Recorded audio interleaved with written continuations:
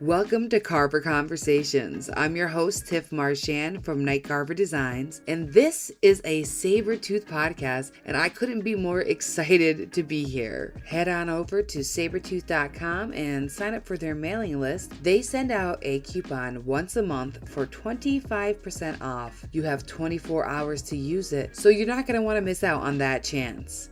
You can use our show code to save 10% off. The code is EM2CO. Head on over, sign up for the mailing list, and if you want to buy them now, EM2CO at checkout. Make sure to have that all in caps, and on to the show. Alrighty, welcome to the show. Today we have Erik Curtis. He is a super talented, very articulate and artistic creator. He makes very fine pieces of furniture that have a lot of pre-planning and thought that go into each piece, and they're just so beautifully executed. He adds a lot of fun texture to his pieces, so we of course talk about how he got into power carving and all that other fun stuff. So go check him out, and don't forget to check out our other episodes. We have 3 other ones live and ready to listen. All right, enjoy. Nice to meet you. I've been following you for a while, but I don't think I've ever really interacted with you, which is so weird. No, I don't think so. Yeah. It's funny because like you're one of the first people that I seen like actually power carving, and yet I've never reached out. So I was perplexed by that because I was totally like, I don't think I've ever talked to Erik, but yeah, no, we definitely haven't. Yeah. But I'm glad we got an opportunity to sit back and chat then. Yeah, no, it's cool. It's really cool meeting someone where you've never talked. I think it's a lot of fun. I did some stalking, of course, because what do you do if you don't know someone, right? You stalk them. And I went down to your page, and like you've been building in some type of way for a really long time before 2015, because obviously you started way before you started this account, because like you're posting these gorgeous like conference tables, I assume they were used for. Yeah. Those were big. Man, you really did go all the way. I did. I went to the beginning, huh? I believe in research. Yeah, seriously. So that was, what year was that? It would have been 2015. I'll help you out. Yeah. I was working at Paul Downs Cabinet Makers, and we were making these large conference tables. Those were like, 30, 40, 50 foot. Yeah, those are big, but they were like nice wood too. Cool. Yeah. So I was it's a fabrication shop. There's a lot of guys on the floor. Yep. I was the veneer guy. And so my task was basically, I was the person making the aesthetic choices about what the face of the table was going to look like. Oh, that's cool though. So it was nice. That was really kind of my first foray into design on that scale. Even though it was a very small part of the design process, it was still, I got to tinker around, and I always harp on that collaboration with the wood mindset. That's really what that was. Oh, that's so funny. Are you a teacher in some sort of way? Because Jodi seemed to have told me that you might have been a teacher. Yeah, I was a teacher for 4 years. I taught middle school and high school wood shop. I loved it. It was a wonderful job. This is my first year away from it. So very recent. Okay. Yeah. It's just a weird, like, I just got paid to play, and I would just make dumb dad jokes to children and make myself laugh all day, like it was a charmed life. Yeah. So yeah, that was a lot of fun. And again, that was kind of not having an art background. I was the woodshop teacher, but I was also a sculpture teacher and part of the art program. Wow. So it was kind of a self-education in the fundamentals, the principles of art. That's awesome. Like you got to fully immerse yourself into that world. Oh, for sure. That's so cool. And I was lucky enough that I had a couple of fantastic art teachers who not only taught me how to be an art teacher, but also like pushed me as an artist to some extent. That in and of itself, like that's a whole podcast conversation right there. That's totally fine. Tell me about it. Trades, I grew up building things, and I grew up coaching, but my bachelor's degree is in religion and history because I'm a millennial, like we have to find a way to waste money.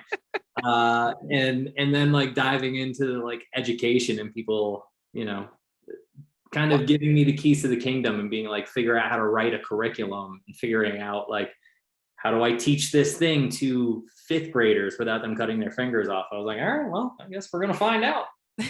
I'm just thinking your degree kind of does tie into what you do now, where you studied all the stuff from the past of how people have got to where they are. And now you're teaching people things. It's kind of transcends because you've done your research, you've done, you know what I mean? And now you're ready to actually make history and teach others and get them passionate. So it kind of does bleed into there a little bit. Let's make your degree sound valuable here. Oh, for sure. Listen, Yeah. I will say this. If I were to do it again, I don't know that I would do it any differently. Yeah.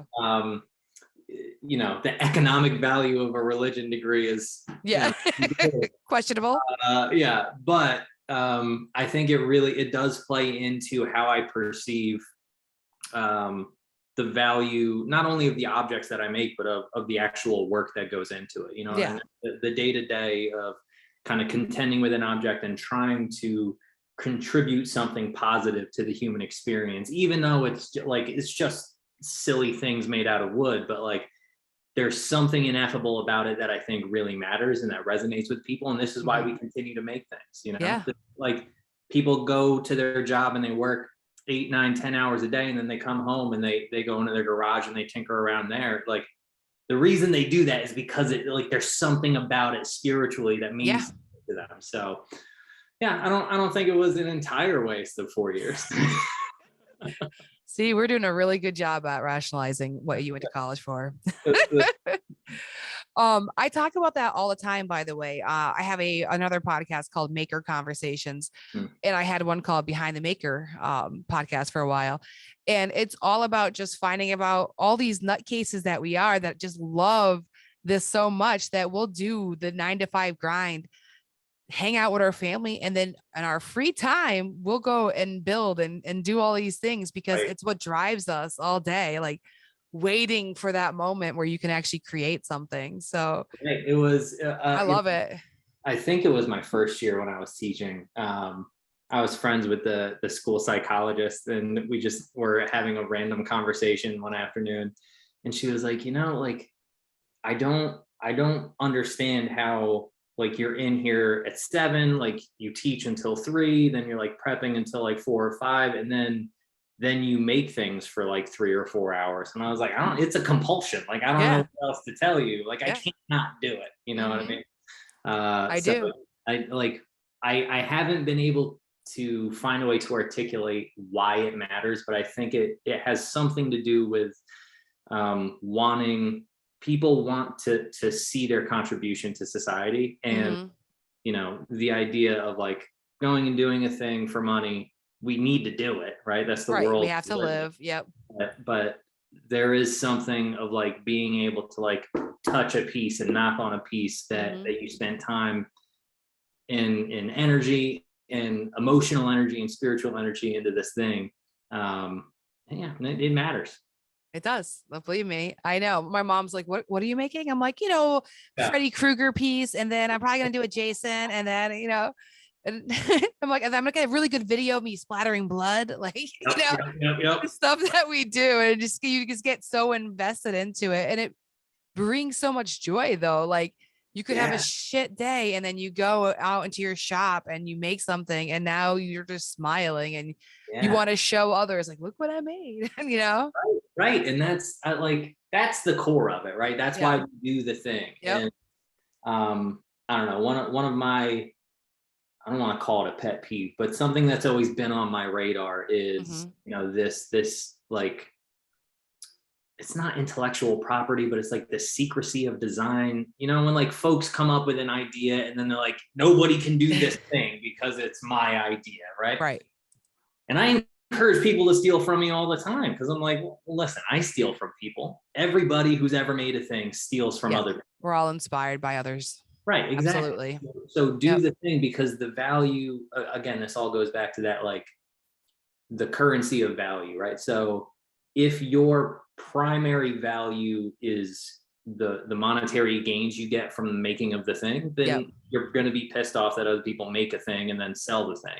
Right. Like, just make the thing. Like if it makes you a better person and it helps you treat your family better and it treat your community better and it contributes something, then take my damn idea and make it, man. I don't care.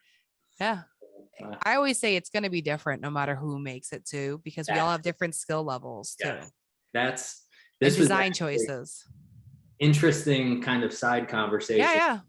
My first year teaching, I think it was.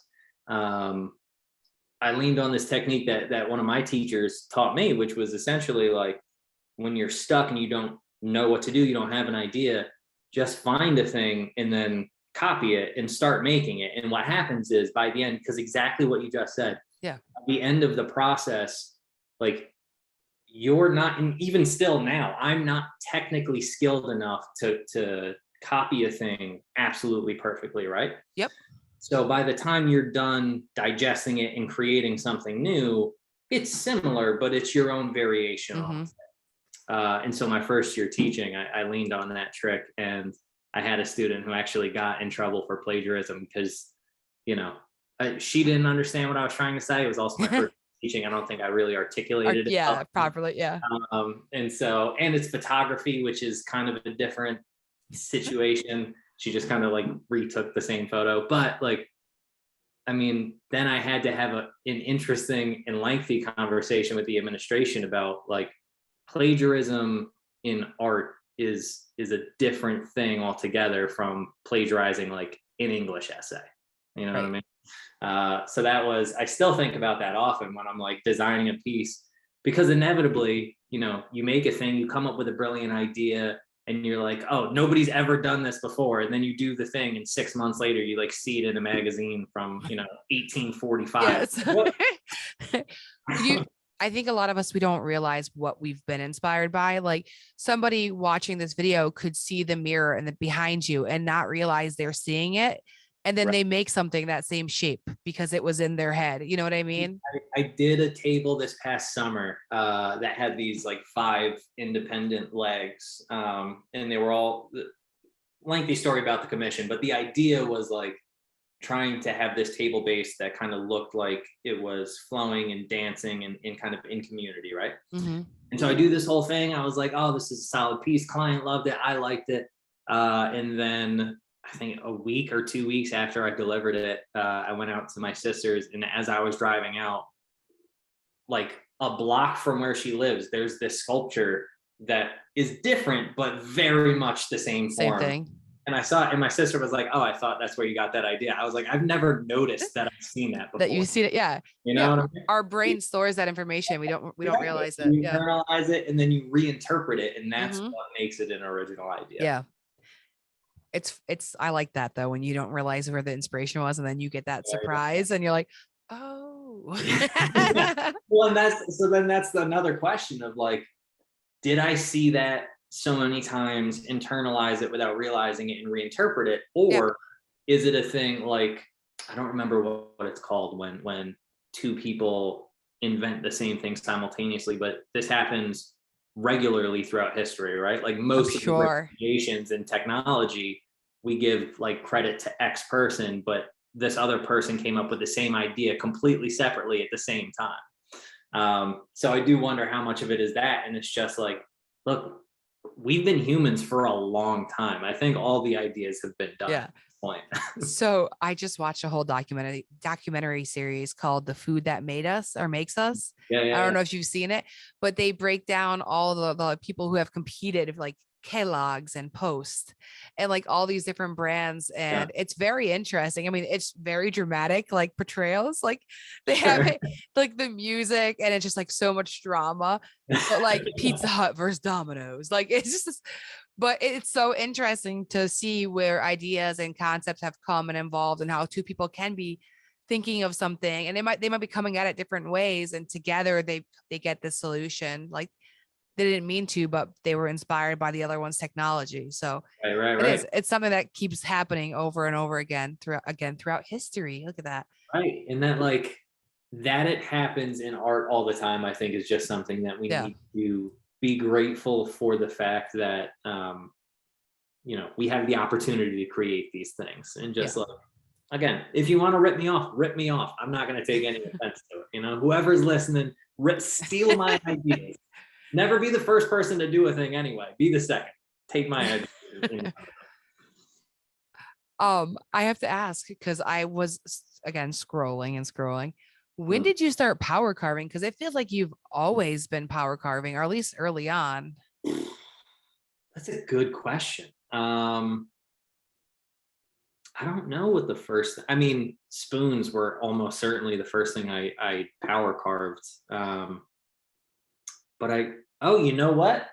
It might have been this table I'm sitting at. It's a shame. Oh, really? Oh, I don't know if you saw that there's like, what would it have been? 2017, 2018, there was a twisty table. I did see a twist. Yeah, Yes. so that's this table.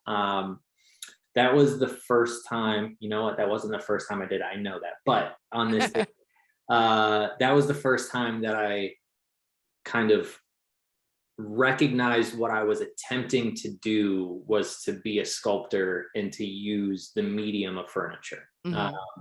And my goal with this table, and then I'll tell you about the other table, Yeah. which was when I accidentally realized that's what I was doing. So my goal with this table was, again, this is the first time where I like really tried to manipulate the audience. And I use the word manipulate intentionally, even though I know there's a kind of a pejorative connotation there. But when you're asking somebody to do something implicitly without giving them, direct orders to do it. Yep. And they do it without recognizing that there was any kind of intention or interaction. I think manipulation is the right word, even though, again, it has a negative connotation. But my hope with this table was to create an object that invited the viewer to walk 360 degrees around it, right? Mhm. And so I had this, in this, again, first time I was ever like planning out a sculpture like this. I had like drawings and like splits, and I was like layering up, trying to figure it out. And I was like, I looked like a madman. But the day I finished it, before I got a coat of finish on, I had finished carving and sanding and prepping it. And I was up at the Center for Furniture Craftsmanship doing a fellowship, and I had it up on a table. And it's an open campus, and folks just kind of strolled in and out. And this guy came in, didn't know who he was. I was the only other person in the building. And he walked right up to the table and like paused, and then walked 360 degrees around it without saying a word, just kind of nodded to himself and walked off. And I was like, oh, I won.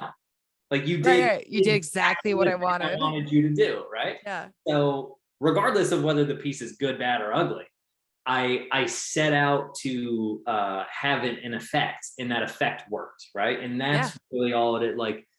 Then you can boil it down to like having emotional reactions in or whatever it is in different art pieces, but like that's really the heart of it. You're trying to inspire a reaction, so that's trying to get people to interact with an object in a specific way. Just like an artist who would paint something on the side that they want somebody to go like this, you know what I mean? Exactly, whatever the thing is. Or like shock art, when people are trying to like enrage other people, right? But so to answer your original question, the first time I ever power carved, it would have been a year or two before that. It was either 2016 or 2017. I think it was 2016. And I made this, again, I was up at the Center for Furniture Craftsmanship, and I was tasked with making a side table. And what ended up coming out was this, what I call the Atlas table, right? It's kind of this sculpture where the base of the table, it's supposed to represent Atlas holding up the world on its back, the statue from Rockefeller Center. And when I got done making the object, we had a critique, and I thought I was just making a table, right? And one of the guys during the critique was like, oh no, you made a piece of art. And I was like, no, I'm a woodworker. I'm not an artist. Woodworker, right? Like I make tables and chairs and stuff. He was like, no, you set out to invite the viewer to have an emotional reaction to this. And right, and the thing I was contending with in this table was just I don't know if it's sorrow. I'm bad at emotions. But the connection that I felt with that statue as I walked by it one day, of like, God, it's got to be so exhausting to hold the world on your shoulders for all eternity, right? Yeah. And this is just the thing that happened to come out of that. And it was that project where Tom Keeley introduced me to power carving. And that was also the same project where like I inadvertently realized, oh, that's what I'm trying to do, is like, I don't want to just make a table for the sake of making a table, or a chair for the sake of making a chair. I want to make these objects that are functional or useful, but help me to contend with the reality of being a human being, right? And help me to process the world in which I live, or at least my existence in it. So that was the first time I ever power carved. Yeah. It's liberating, isn't it? Like you instantly become an artist with power carving. You do. It's freeing. You can just take something that is this block of wood, and next thing you know, it's this gorgeous thing, and you don't know, like. And there are just no rules. Yeah. That's the thing, right? Like, what is your background, by the way? Like, so I went to school for fine art and graphic design. And I grew up with artists. So my dad's like a woodworker, mechanic, just a little everything. My mom would paint. So I've been painting since I was a kid. I've been making art my whole life. And I've been working in marketing for the last 20 years. And I also make horror themed art on the side. And I used to do like kids nursery science, all that stuff too back in the day. But I decided I want to delve more into my passion of horror movies and 80s and 90s movies. So I do a lot of pop culture art. Yeah. Yeah. That's awesome. Yeah. I wish I did more of that, but I'm like, it's so fun. Right? Like every so time, much color. Like, well, see, this is my admission is I'm terrified of color. I have very little use of it. I noticed that. And when I do, it's like blue or black. Yeah. There's my understanding of color theory is by far my weakest point. And so I essentially just use complementary colors or avoid it altogether. Got you. Yeah. I mean, it is a challenge if you don't know like which colors would work well together, or you can't vision that. And then you have to do a lot of rework, I assume, like for past trials that you've done. Yeah. And it just gets frustrating. Yeah. No, I noticed with you, you change the wood if you want a different color, right?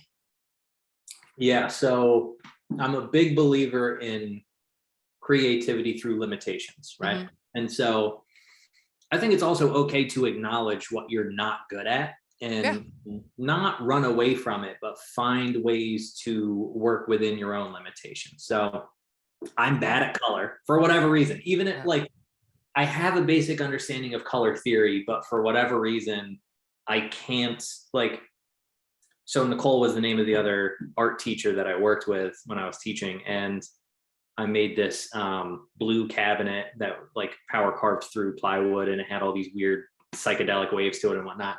And I had to repair where a domino pierced through the carving.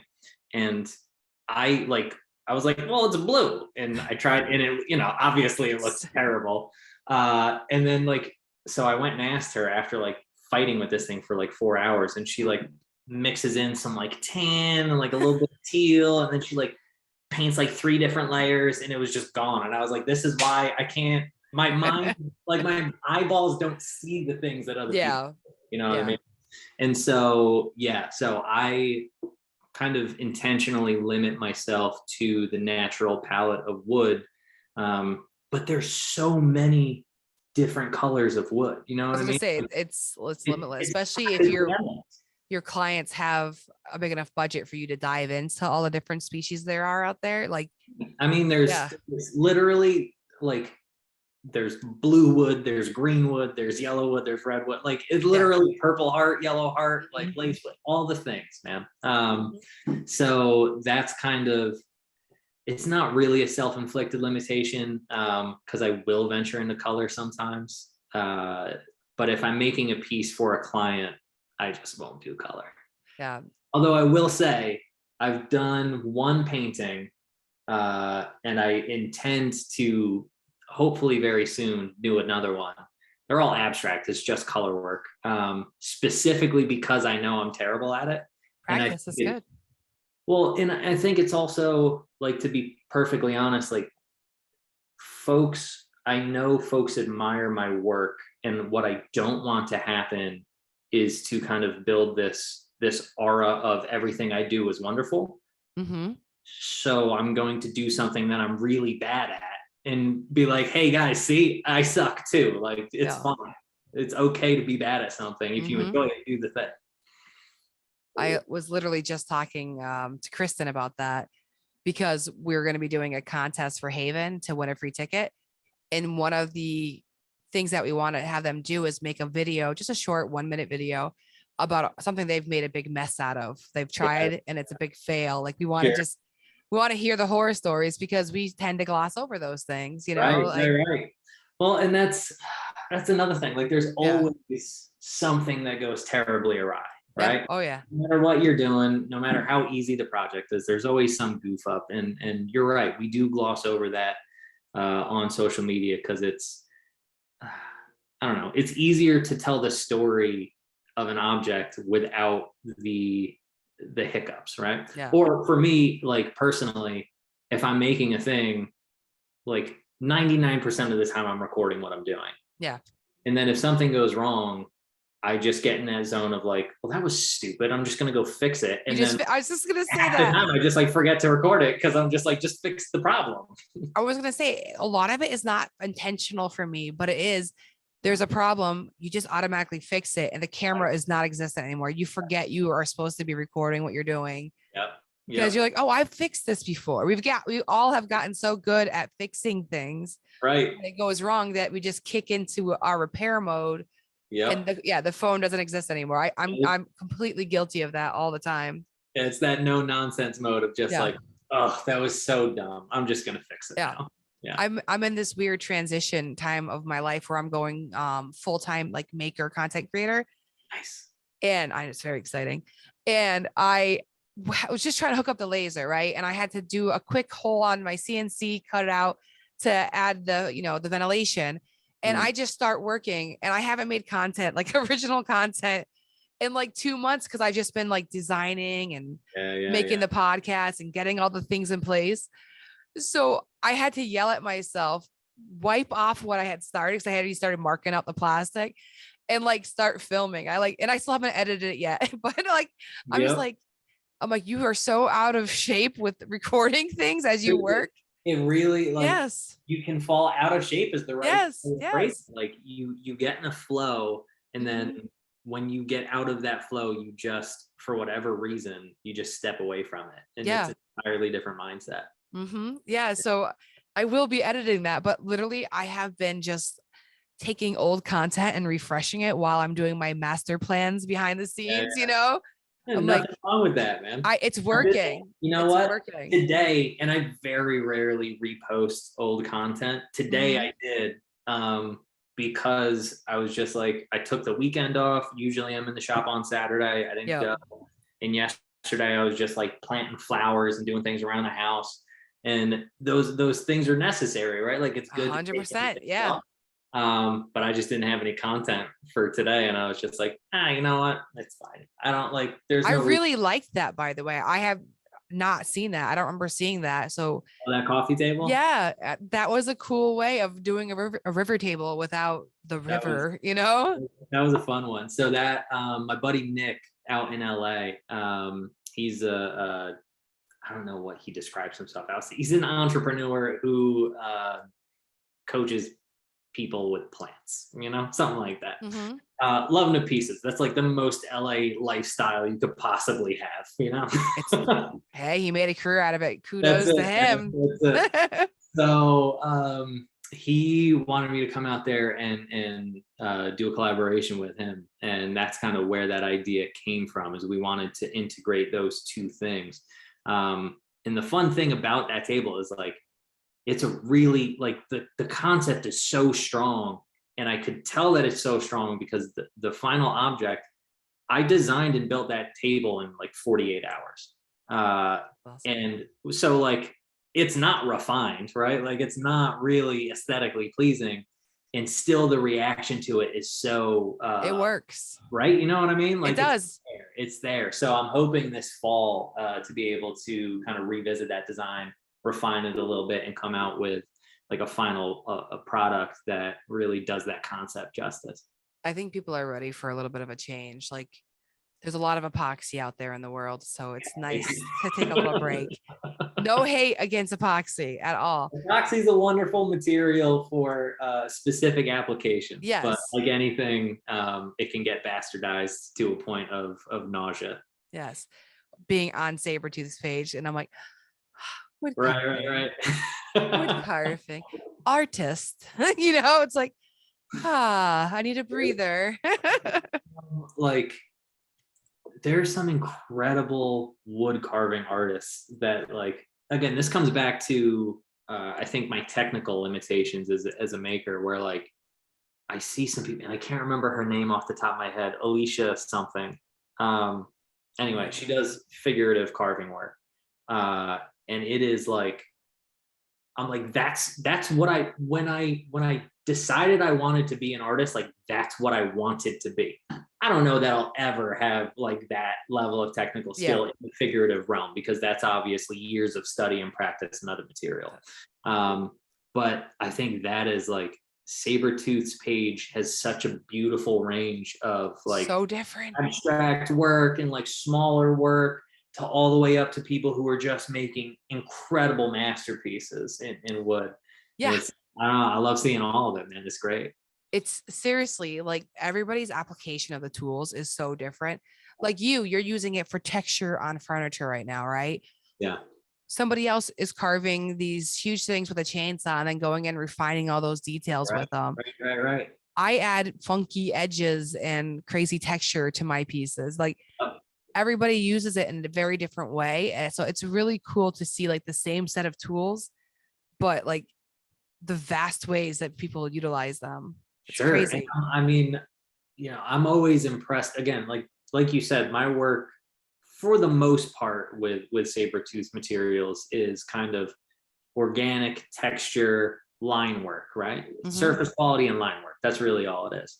And that's very organic and free flowing, and kind of, I have an idea, but what it ends up being, being. It's the people who have take these tools and create such detailed work. And I'm just like, oh man, like you got like 20 years on me, sure, but like one day. Yeah, no, it is. It's amazing the details that people are getting with these tools. I think it's like Arcadia mushroom. It's hard not to share them every day. I don't know their name exactly, but they make a lot of insects, and the details on these insects, I'm just like in awe. I want to keep reposting them. I'm just like, oh my God, another one. I'm like, look at this beetle. Like, like who says that? But they're such beautiful beetles that it's just like amazing. And then you have like these, like I said, these chainsaw artists out there just making these huge things. I like that I'm starting to see, well, there's a really good variety of age. I feel like with Sabertooth, like people are carving until they die. Like it's just in them, and it's something that you can do kind of forever. Just you might have to have a rotary tool instead of like an angle grinder eventually, but like the youth are starting to get into it. I'm starting to see it, and it's cool to see that. I think that's one of my favorite things about it, is it like you can make it whatever you want it to be, right? And so whatever your level of technical prowess, if you make a box and you just want to play around with some texture and dimple it, dope, man, do it, explore, see what happens. That I've seen some people do that, even though it's a very basic technique, and create some really interesting textures on like how they create the edging, or whether they do that on an interior panel that's poking through. There are interesting ways to employ that, and then again, all the way up to the masters up there on the high end that are just doing incredible things. It's really nice to, I don't know, be able to see that whole breadth of work and know that again, it's about that contribution to society, and like what you're doing, whether it's just making you smile or whether you're inspiring other people to do things, like that all matters. Yeah. Fantastic. It is. No, it's great. And I just love the no barrier to entry. Like, a real intro level type of tool. Like just get a Dremel, get a 1/8 inch burr and just play and go from there, Just do a thing. This is Yeah. and that's why I had that the spoon carving kit. I think having something like that where you just have those 4 basic tools where, again, you can use those tools for any number of things, but those 4 will get you started with carving spoons. And spoons in and of themselves are a brilliant medium, right? There's no end to the styles and designs and line work and textures and forms that you can play with in a spoon.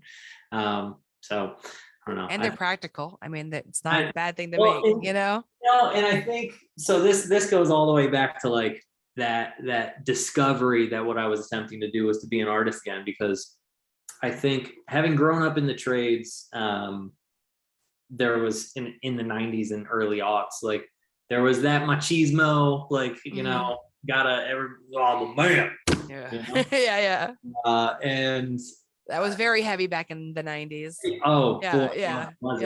And in that, I never really fit in with that crowd, and it never really felt right to me, but it was what I knew. And I think that's why I was drawn to furniture specifically. Because I had also always grown up in the arts, right? I was a performer, I was a musician, I was this, that, and the other thing. But the idea of being a visual artist, nobody in my family is a visual artist. What was everybody else doing? Was it construction or? My father was in construction. My mother is a medical technologist, so she's a scientist. Cool. Both of my siblings are teachers. There was literally not even in my extended family, I don't think I knew anybody who was a full-time artist. Yeah. And so it just never occurred to me. But having furniture as a medium, it allowed me to kind of have some artistic voice with still being able to then tell people, well, I'm just a carpenter. You know what I mean? And I still think that, that functionality of the spoon or of the table or of the whatever, that still does seep somewhere down into me, because most of the things, very rarely do I make a non-functional object. Yeah. It's exploring these concepts, these textures, these techniques in functional, whether it's a whiskey cabinet or a table or what have you.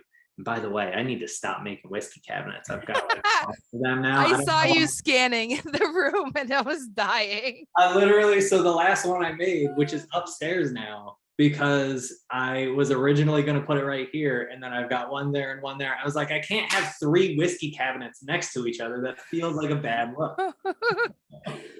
Just invite people over to see your whiskey displays. That's exactly. I'm like, that feels like telling people that I have a problem or something. Like, what are we doing? I got this bottle on this trip. They're like, all right, man, we didn't come here for the whiskey demonstrations. Right. There's a tasting at 2 p.m. and 4 p.m. Yeah, you can choose the cabinet. Yeah, right. Got your Americans, your Irish. Oh. Has whiskey always been a big part of your life? I just enjoy whiskey. That's all. I used to love it. No, I used to love whiskey. Fantastic. It's a wonderful beverage. Yeah. It warms you up.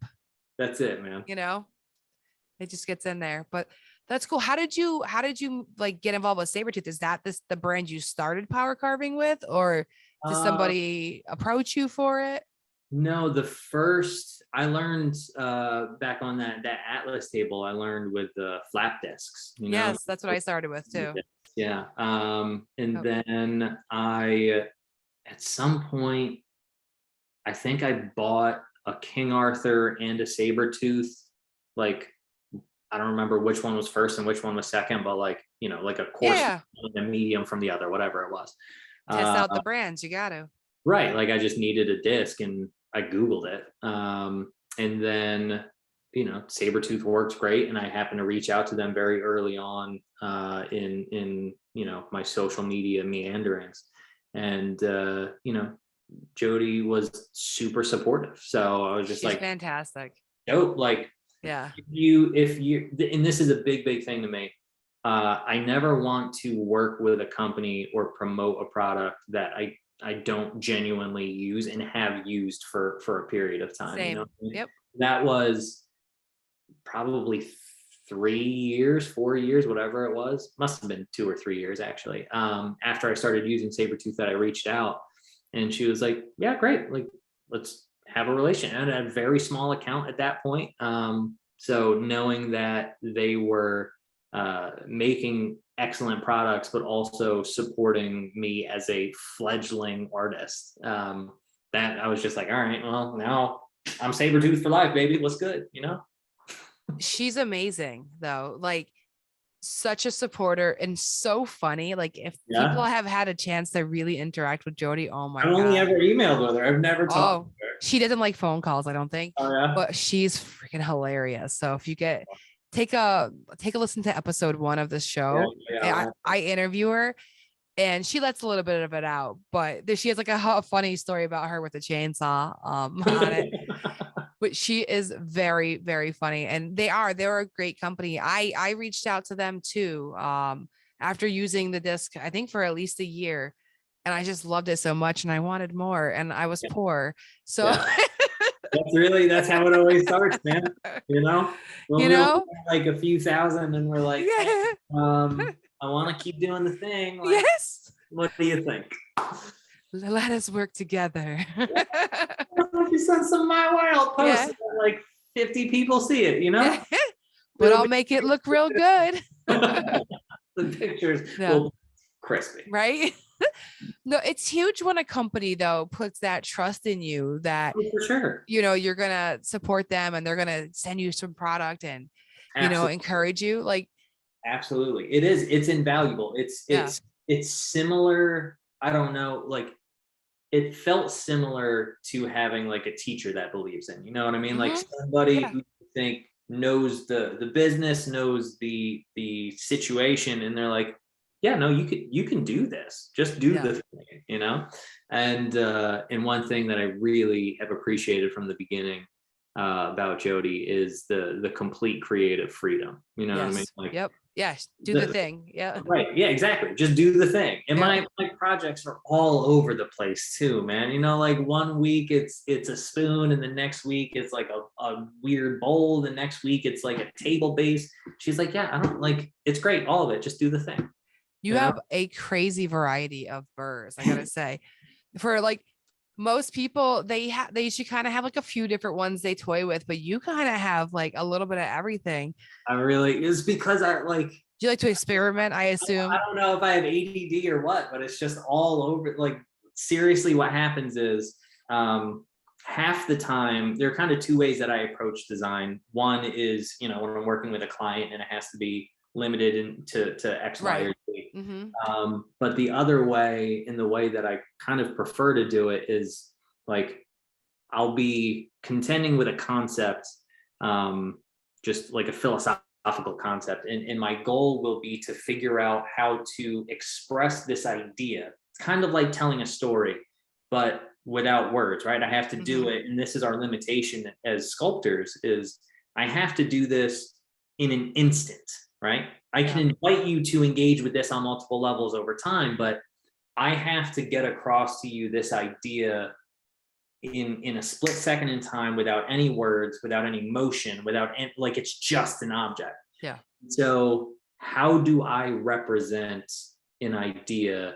How do I be fair to this idea and represent it visually, right? So I think that's why I have such a wide array of tools, is because like the ideas can, like, they come from anywhere, you know. One, like the last whiskey cabinet I made was this idea of duality, where like every person is more than one thing, right?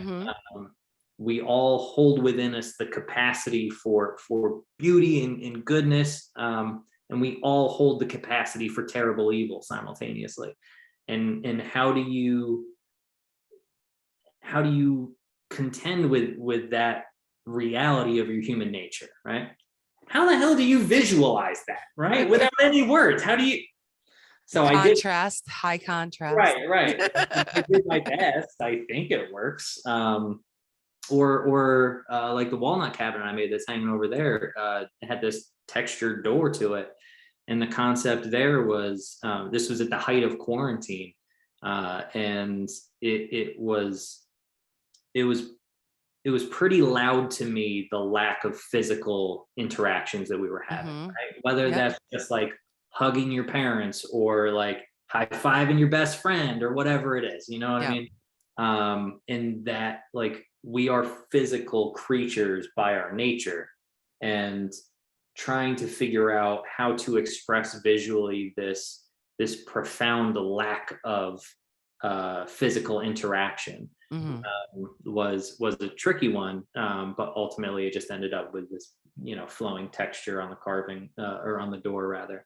And so again, that's an entirely different set of carving tools, just because of the nature of how big the cabinet was and what I was trying to do. So I like it though. You always have a reason to try to push yourself and try a different tool, because they have quite a variety of them that I haven't even touched yet. And it's just like, ooh, what can I make with that? What does that do? You know, like, well, that's the curious mindset that I think is so important, right?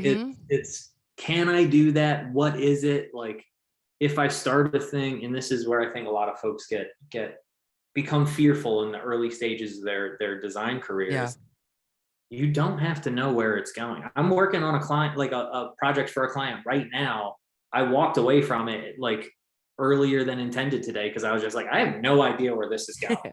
It's better to walk away sometimes before you mess it up. Oh yeah. Like I know what the limitations are. I know what the size is. I know the material, the physical like design is there, but it's all of the grain choices and what it means and how it's going to reflect the object that's inside the thing. Like, I was just like, I don't know where to take it. And that's fine. You know, it'll reveal itself over time. But it is that mindset of curiosity of like, well, what does this tool do? You know, that's where interesting things come from. Yeah. Where are you based out of? I live in Philly. Philly. Okay. Yeah. And your clientele, is it just various people in their area, or do you have like some kind of network? Yeah. The funny thing, like I've been in Philly 7-8 years, but my community of woodworkers and clients are a lot more national than they are local. And I'm intentionally trying to get more integrated into the Philly scene. But it's really just because of the nature of like Instagram that like most of my woodworking friends and most of my clients are around the country. I totally understand that. Yeah. And you know, it's a blessing and a curse in some ways. You know, it's like, it's so much fun to like, when the opportunities come to be able to make a thing and then deliver it to a client in Seattle and like spend a few days in Seattle. Seattle's a great, my sister lived in Seattle for 7 years, you know, like great spot to or visit. LA or wherever it is, or Austin. But you know, then simultaneously, like that's several days. Like it'd be really great to just like deliver it down the road for an hour. Yes. Here's your piece. Thanks. Have a great day. Exactly. Hey, this is so much fun. Can I grab a photo? Great. Okay. Yeah, exactly. So, you know what it is. I was really curious about that, because I figured with your pieces, because they're all so different and because you're spending so much time building a concept for each one of them, they had to be special orders that people are placing well in advance, I assume, to kind of, and then they kind of give you maybe like a feeling out that they're looking for, then you build from that. Like, is that how you work? So it's funny. I actually I hated commissions for a long time, because, and I think we all kind of deal with this at some point in our careers, like that anxiety of giving somebody an object that they're paying you for and just like hoping they like it. Oh yeah. You know what I mean? Like we all deal with that. I did commissions for a very long time. Yeah. And it was miserable at first. And I swore I would never do commissions. But something that kind of happened along the way, and something that I learned along the way is like, if you have another option and you can be very, very picky about the commissions you take on while you're building your business, then you can force your business in the direction you want it to go, right? So that's why teaching was so valuable for me, because I could do that and pay my bills, and then people would be like, hey, could you make this? And I'd be like, okay, here's the deal. I was like, and for a long time, kind of my commission line was like, I don't know what it's going to look like. I don't know when you're going to get it. Right. You couldn't properly plan for it because you Right. were working around your life. Well, and now this is something that I employ in commissions is like, we can establish the creative limitations, which are the things that you find are necessary in this piece, right? Mm-hmm. Outside of that, I need your permission to have complete creative freedom, because something that's really important to me, the way that I work, my process, and the thing that I think helps me to make the best possible object for you is that if I'm in the moment, if I'm being present with a piece as it's evolving, and I recognize that something that I thought would be a good idea isn't working and it's not the right thing for the object, I need the creative freedom to make that decision on the fly and change a thing. Yeah. And so luckily I'm in a place now where I can take on clients who understand that and appreciate that. And it ends up being a really wonderful relationship. But that's really hard to articulate to somebody when you have kind of like a half-made portfolio, you know what I mean? And so I think it's really important to just make things and figure out who you are. And then, people can appreciate that process, and you'll discover your own process as you're going through it too. You may really like the strict limitations that people place on you.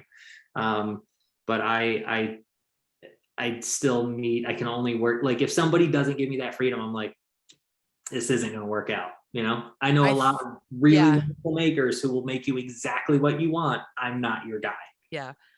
It's funny when you get to that point where you start taking those commissions that you would have normally just done and you start to farm them out to friends. Yeah. It's very, very liberating. And like when you can start to groom your customer base, like I eventually had to go like, all right, no orders under $500. Like, Sure.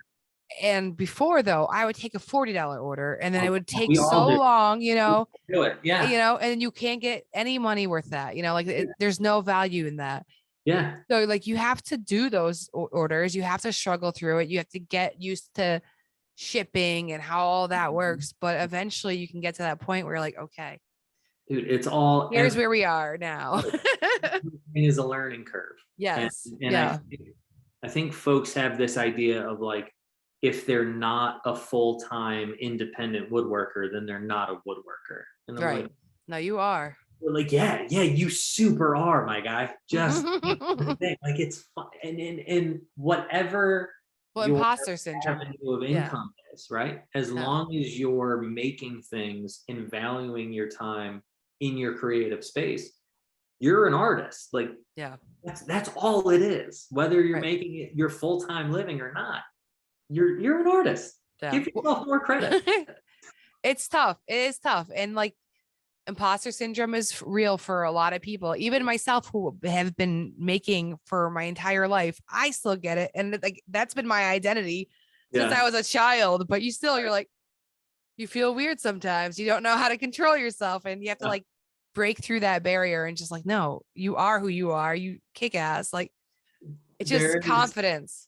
It is confidence. I think bravery is an element that we don't talk about enough, right? And having the bravery to kind of stand on the precipice of what you don't know, and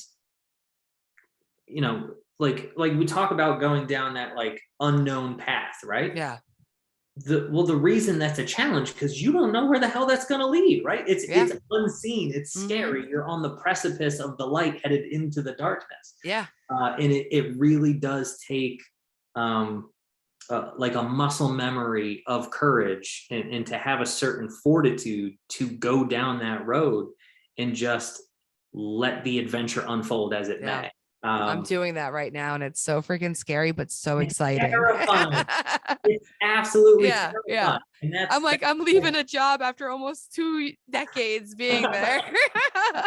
And I dealt with that this past year when I left teaching, man. It was like, oh, okay. what the hell do I do now? Yeah.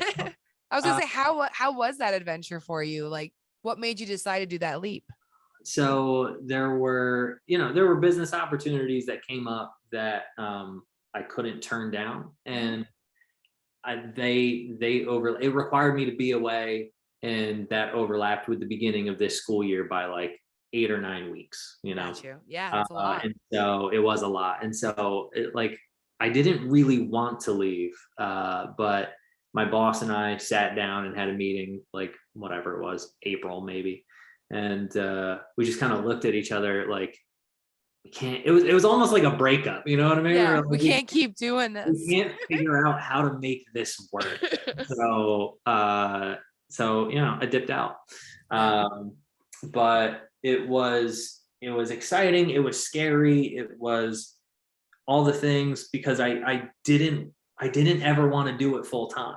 I was unsure if I could be as protective of my creative process as I have been while doing it. You're doing it in a very certain way. Right. You know what I mean? And by the way, like, I tell people all the time when they ask me for business advice, I'm like, don't take my business advice. I'm not a business person. I'm just winging it, man. I'm just a boy who makes it out of dead trees. And I just, for whatever reason, people pay me to do it. I don't know how it works. Yeah. So like, that was the situation I was going into in like October.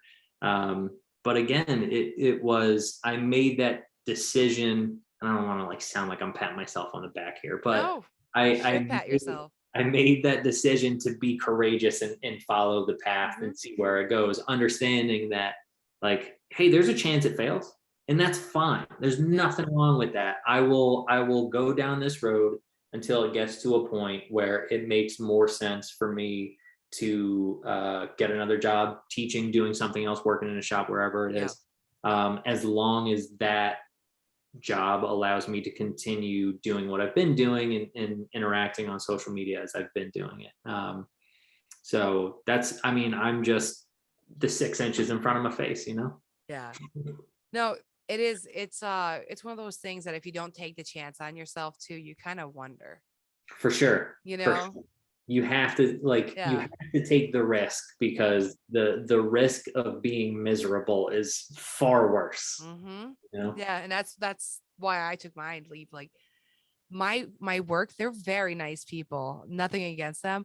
I hate my job, like passionately hate my job, but I was hired because I was an artist, and they were outsourcing to India, so they needed somebody who could work with them, get them trained on what we needed done for the art, and blah blah blah.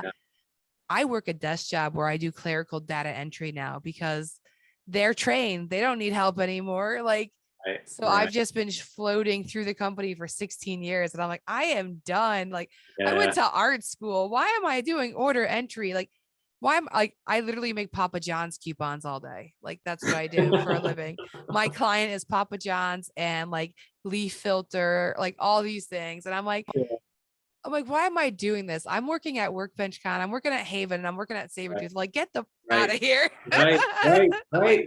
I'm like, free yourself, woman. Free yourself. That is what it is, man. And we all go through different trials, different tribulations, whatever it is in life. Right? So that like Buddhist concept of we all suffer, right? You suffer, I suffer. Comparative suffering is not helpful. It's tricky to call suffering helpful, but I was lucky enough in some ways to go through some very difficult time as a young person in my teenage years, and come out of that recognizing, like, why would I ever work a job that I hate, right? And so I can honestly say I don't think I've ever worked a situation where like I hated it. That's so wonderful, because I was just like that's a stupid way for me to waste my life. Now that, again, like, there's a lot of people who have made a lot more money than I have because they have worked the job. Absolutely. That is something that is a trade-off that you have to do in that situation. But I, again, like, lucky enough to have found a thing that I've fallen in love with that, Lord willing and the creek don't rise. I can get better at until I'm 90. Right. Yeah. You can continue to and I'll improve. just keep doing the thing, whether it's my full-time gig or just the thing that I do because I can't not do it. So very cool. Well, thank you for coming to hang out for an hour. I really appreciate it. Absolutely. Thanks for having me on. This was genuinely a delightful conversation. I try. No, I don't want anyone to come on and not just be them and talk about whatever they want to talk about. Like literally, I don't have an agenda. It's like, let's chat. Yeah. We went down some weird rabbit holes, man. Yes, we did. And it's fun. I love that. That's what the conversation's all about. So I appreciate it. Yeah, absolutely. Well, thank you again. And we'll have to actually chat more on there. So absolutely. All right. Have a great day. All right. Bye. Alrighty, I hope you enjoyed meeting Erik as much as I did.